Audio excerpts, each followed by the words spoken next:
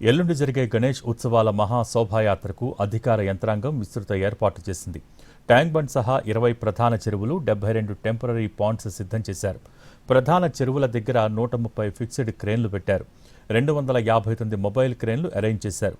56,187 లైట్లు ఏర్పాటు చేశారు. హుస్సేన్ సాగర్ లోపల 9 బోట్లు రెడీ చేశారు. డీఆర్ఎఫ్ బృందాలను సిద్ధం చేశారు. 200 మంది గజ ఈతగాళ్లు అందుబాటులో ఉంటారు. పాతబస్తీ మార్గాన్ని పరిశీలించారు CP CV Anand, GHMC commissioner Karnan, Hydraa commissioner Ranganath, collector Harichandana. ఇక ఊరేగింపు జరిగే మార్గం 303 కిలోమీటర్లు ఉంటుందని అంచనా వేశారు. 6వ తేదీన తరలివచ్చే విగ్రహాలు 50,000 వరకు ఉంటాయని చెబుతున్నారు. బందోబస్తులో 30,000 మంది పోలీసులు ఉంటారు. ఇవాళ అర్ధరాత్రి నుంచి ఖైరతాబాద్ దర్శనాలు బంద్ అవుతాయి. ముందస్తు నిమజ్జన ఏర్పాట్లలో భాగంగా గురువారం అర్ధరాత్రి 12 నుంచి దర్శనాలు నిలిపివేస్తున్నారు. శుక్రవారం తెల్లవారుజాము నుంచి గణపతి కోసం వేసిన షెడ్డు తొలగింపు పనులు ప్రారంభమవుతాయి. శుక్రవారం రాత్రి 12 గంటల తర్వాత విగ్రహాలను ట్రాలీపైకి చేర్చి వెల్డింగ్ పనులు చేస్తారు. భారీ గణనాథుడి నిమజ్జనం 6వ తేదీ మధ్యాహ్నం 1 గంట కల్లా అయిపోతుందని చెబుతున్నారు. మహానిమజ్జనం ప్రశాంతంగా ఇబ్బందులు లేకుండా జరిగేందుకు అవసరమైన ఏర్పాట్లు చేస్తున్నామని జీహెచ్ఎంసీ కమిషనర్ తెలిపారు. నిమజ్జన శోభాయాత్ర జరిగే మార్గాన్ని అధికారులు క్షేత్రస్థాయిలో పరిశీలిస్తారు. ఇంకా చేయాల్సిన ఏర్పాట్లు, పారిశుద్ధ్య నిర్వహణ, విద్యుత్ సరఫరా, ట్రాఫిక్ మళ్లింపు, భద్రతా చర్యలపై అధికారులు చర్చించారు. వినాయక సాగర్లో నిమజ్జనానికి ఏర్పాట్లు చేయాలని భాగ్యనగర్ వినాయక ఉత్సవ కమిటీ డిమాండ్ చేసింది. 46 ఏళ్లుగా వినాయక సాగర్లో నిమజ్జనాలు చేస్తున్నట్టు కమిటీ స్పష్టం చేసింది. ప్రజలు కుటుంబాలతో భారీ సంఖ్యలో వినాయక సాగర్ వద్దకు వస్తారని కమిటీ తెలిపింది. ఇప్పటి వరకు ఒక్క క్రేన్ను కూడా వినాయక సాగర్ వద్ద ఏర్పాటు చేయలేదని కమిటీ సభ్యులు ఆవేదన వ్యక్తం చేశారు. ప్రజలకు ఇబ్బందులు కలిగించవద్దని అధికారుల్ని కోరారు.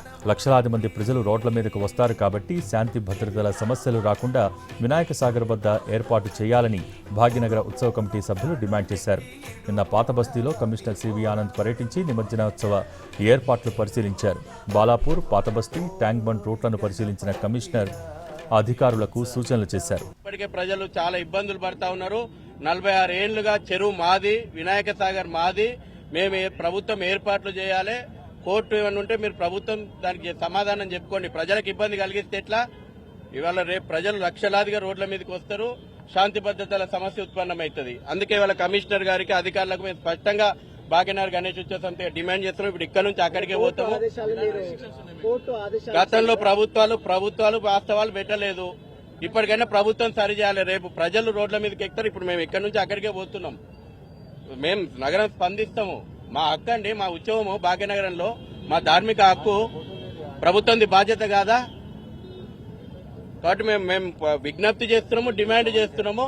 మాకు సమస్య ప్రజలకు ఇబ్బంది కావద్దు. మాకు ప్రజలకు ప్రతి సంవత్సరం జరుగుతుంది, అట్లనే ఏర్పాటు చేయాలి. ఇప్పటివరకు ఒక క్రేన్ లేదు అక్కడ. హిందువుల పండుగలకే పోలీసులు ఆంక్షలు విధిస్తున్నారని అన్నారు రాజాసింగ్. డీజేలు ఏర్పాటు చేస్తే కేసులు పెడతామంటూ హెచ్చరించడం ఏంటని ప్రశ్నించారు ఆయన. లాఠీచార్జ్ చేస్తాం, జైల్లో వేస్తామంటూ బెదిరించడం సరికాదన్నారు రాజాసింగ్. ఏదైనా హిందూ ఫెస్టివల్ అయితే ఫస్ట్ మీరు ఇది చెయ్యొద్దు, అది చెయ్యొద్దు, బ్యాండ్ పెట్టొద్దు, ప్యాడ్ పెట్టొద్దు, డీజే పెట్టొద్దు, అది పెట్టొద్దు, ఏదైనా పెడితే కేసు పెడతాం, ఏదైనా చేస్తే లాఠీ చార్జ్ చేస్తాం, ఏదైనా చేస్తే జైల్లో పడేస్తాం, అట్లాంటి ఆంక్షలు హిందూ ఫెస్టివల్ పైననే పెడుతున్నారు.